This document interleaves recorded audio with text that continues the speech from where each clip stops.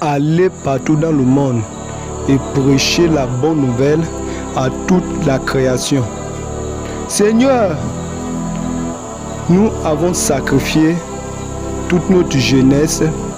Nous voulons te prêter notre corps afin que tu prends ce corps et que tu puisses parler à tes brebis qui doivent entendre ta voix.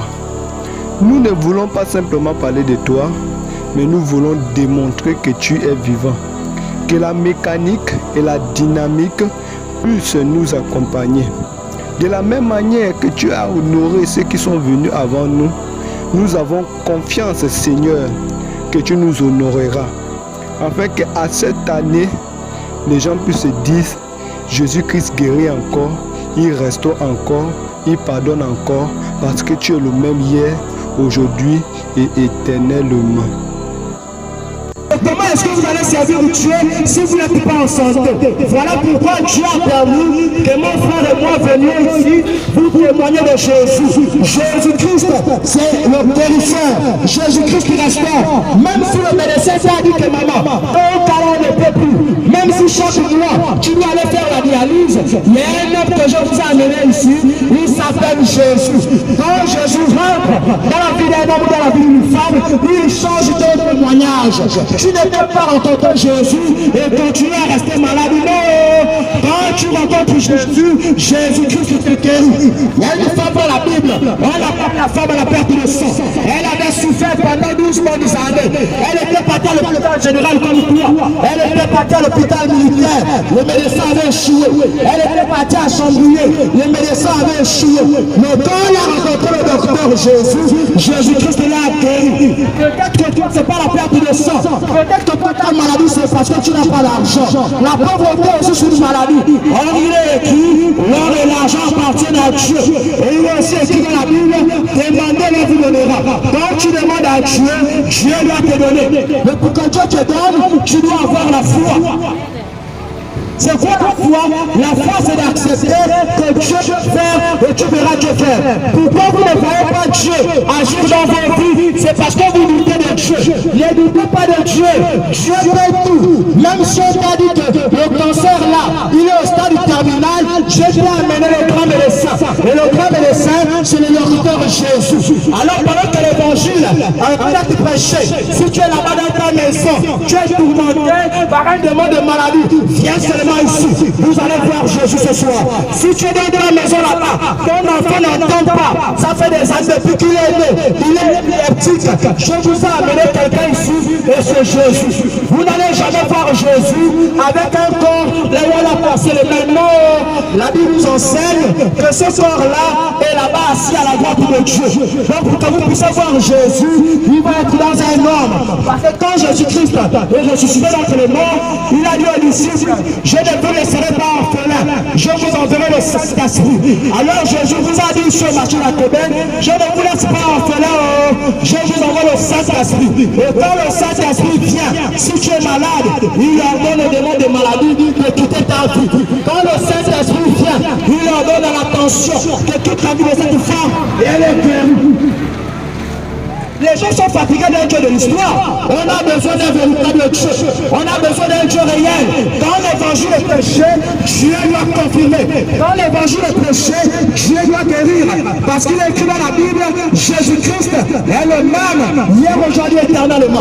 Alors si hier dans la Bible, Jésus a guéri la femme la perte de sang, ce soir, il doit te guérir. Pas demain, pas demain. Le Jésus dont je te prêche, c'est pas un Jésus de demain. Non, c'est un Jésus de maintenant tout de suite. Si tu crois, il guérit. Je n'ai même pas besoin de t'imposer les mains. Pendant que je parle de Jésus, Jésus-Christ est là. Et si dans ton cœur tu crois, il te touche, il enlève la tension et tu pars en paix. Vous devez avoir la foi. Vous avez besoin d'un véritable Dieu. Tu as besoin d'un véritable Dieu, maman. Alors sois en paix. Est-ce que vous avez besoin dans ce quartier d'un Dieu vivant? Si vous avez besoin d'un véritable Dieu, Jésus-Christ est venu ici. Alors ne doutez pas, que tu sois un jeune homme, que tu sois une jeune femme, peu importe ton rang social, peu importe comment tu entends au quartier, tu es un enfant de Dieu. Mon frère, écoute cette voix. Quand tu passes là, les autres te disent, est-ce que celui-là il sera quelqu'un? quelqu'un demain. Les autres te disent, je suis que tu auras un avenir, mais laisse-moi te dire, si tu acceptes Jésus, il change ton témoignage. Alors n'ayez pas de l'évangile. Si les médecins t'ont dit, madame, les lèvres sont bouchées, il y a un homme que je vous ai amené ici, c'est le docteur Jésus. Quand tu acceptes Jésus, il met la main dans ton ventre, et il débouche les têtes, et tu enfantes. Alors venez à Jésus, l'évangile vous est prêché. Vous êtes plein dans vos cœurs, dans vos maisons, vous êtes plein. Oh ma vie, n'avance pas. Regarde mes enfants, Seigneur, comme t'écris, sont montés jusqu'à Dieu, Dieu s'est souvenu de vous. Et quand Dieu décide de se souvenir d'un peuple, il va toujours envoyer un homme. Amen. Amen. Alors venez à Jésus. Amen. Jésus est réel. Si tu viens ici là malade, Jésus ne te guérit pas. Alléluia. C'est faux. Mais comme je sais que j'ai rencontré Jésus, je sais là où je me tiens. Il m'a parlé. Alors tout ce que j'ai dit au ciel de Jésus, c'est la vérité. Il va me prouver ici. Il va me prouver cela ici. Alors si vous êtes malade, venez à Jésus. Peu importe ta religion, ce sont les hommes qui nous trompent. Oh non, là, mon église là, nous sommes ceci. Nous dans notre église, on ne parle pas dans notre église. C'est faux. Et nous, notre religion là-bas, on ne fait pas ceci. Depuis que tu suis sur la religion là, tu es toujours malade. Depuis que tu suis sur la religion là, ton enfant ne parle pas. Tu sers quel Dieu? Que quand tu sers le véritable Dieu, il met la vie dans la vie, il met sa main dans la vie de tes enfants, et tes enfants sont restés. Regardez comment les enfants sont en train d'attaquer le dehors. Le dehors est devenu risqué. Qu'est-ce qu'il faut à la jeunesse? Les conseils ne suffisent plus, ne suffisent plus. C'est qu'il faut aux gens du sol, et aux gens du peuple qui sont dans la rue, il est pour un véritable Dieu. Il est pour un Dieu qui est réel. Parce que les parents parlent par l'oreille gauche, ça sort par l'oreille droite. Qu'est-ce qu'il vous faut, mes frères? Qu'est-ce qu'il vous faut, ma soeur? Il vous faut Jésus. Alors venez à Dieu. Oh. Venez. Vous avez entendu parler de Jésus, vous allez le voir ici. C'est pas demain, c'est pas après-demain. Venez maintenant, on va voir. Parce que les hommes et les femmes sont en train de lutter. Est-ce que la Bible, c'est la parole de Dieu? Et le christianisme, c'est la religion des Blancs. On va voir cela ici. Venez à Jésus. Oh, mais le gars souffle. Mais je ne pas comme ça. Je l'ai rencontré. Parce que je l'ai rencontré. Je sais d'où je me tiens. Amen. Quand Dieu avait envoyé Moïse, Moïse était là-bas en Égypte. Samarie lui a dit, mon fils Moïse, tu vas délivrer tes frères. Mon fils Moïse, tu vas délivrer tes frères. Quand il a essayé, avec cette capacité, il a échoué. Il a tué un Égyptien, il a eu peur et il a fui. C'est comme ça, quand un homme n'a pas rencontré Dieu, il a peur de poser les mains à quelqu'un qui ne marche pas. Mais comme Moïse était en train de marcher là-bas dans le désert, il a vu là-bas sur la montagne un buisson en feu. Et le buisson était en feu, le buisson ne se consumait pas. Il a dit, je vais parler, regarde. C'est quoi le bruit que le marché d'Achébé là? C'est quoi le bruit là? Je vais être sorti de ma maison, je vais aller voir. Ça c'est qui quelqu'un nous embête. Ça c'est qui fait le bruit dans notre quartier. Je vais aller voir. C'est ce que Moïse avait dit. Et moi je t'ai dit, tu vas le faire. Mais qui fait le bruit là? Viens seulement voir. Et pendant que Moïse était là, il a regardé. Oh, je n'ai jamais vu ça. Je n'ai jamais vu une chose qui est. Malgré que depuis que je pars à l'église, ça fait 7 ans, ça fait 10 ans que je pars à l'église, Dieu ne m'a jamais parlé. Pendant que vous êtes là, dans vos cœurs, vous avez des questions que depuis des années, vous n'obtenez pas de réponse. Jésus est ici. Jésus connaît, je ne vous connais même pas. Je ne vous ai jamais vu. Mais il y a un homme que moi je vous ai amené, c'est Jésus. Il connaît le fond de ton cœur. Il connaît ce qui se passe. Que je te traite ici là, il connaît ce que ton cœur est en train de dire. Si seulement tu peux dire, oh Dieu, souviens-toi de moi. Il va tourner le regard vers toi. Et pour Jésus, le regard vers un homme. La vie de cet homme-là. Alors venez à Jésus. Oh. Donc vous n'êtes pas fatigué d'un Dieu de l'histoire là, vous êtes là. Vous n'êtes pas fatigué d'aller à l'église malade, tu ressors malade. Vous n'êtes pas fatigué. Moi je suis fatigué. Voilà pourquoi dans mon cœur, j'ai soif de rencontrer Jésus. Et quand un homme a soif de rencontrer Jésus, Jésus le visite. Quand une jeune fille a soif de rencontrer Jésus, Jésus la visite. Il ne regarde pas l'âge, il ne regarde pas la religion, il ne regarde pas l'ethnie, il ne regarde pas la nationalité, il regarde la foi qui est dans le cœur. Alors, si vous êtes fatigué, bientôt de l'histoire, donnez-moi un amen. Donnez un amen. Ne soyez pas triste. Je n'ai pas peur. Je sais d'où je me tire. Il m'a parlé dans mes oreilles là. Même si vous ne croyez pas, moi je sais que c'est lui. Les gens sont fatigués, ils parlent à l'église pauvre, ils ne sont pauvres. Ils parlent à l'église, ils n'ont pas de travail, ils ne sont sans travail. Non! Même si tu n'avais pas de niveau intellectuel, quand tu rentres dans la présence de Jésus, il te ouvre les portes qui étaient fermées. Oh! Je vais prier pour vous. Amen. S'il y a un petit démon de fétiche ici, là, qui a un bon commerce avant, je vais enlever ça. Je vais enlever. Je sais d'où je me tiens. J'ai rencontré Jésus. Il m'a parlé dans mes oreilles et je suis certain de lui. Alors quand Moïse était là, ah ça c'est quel buisson qui en fait ne se consume pas.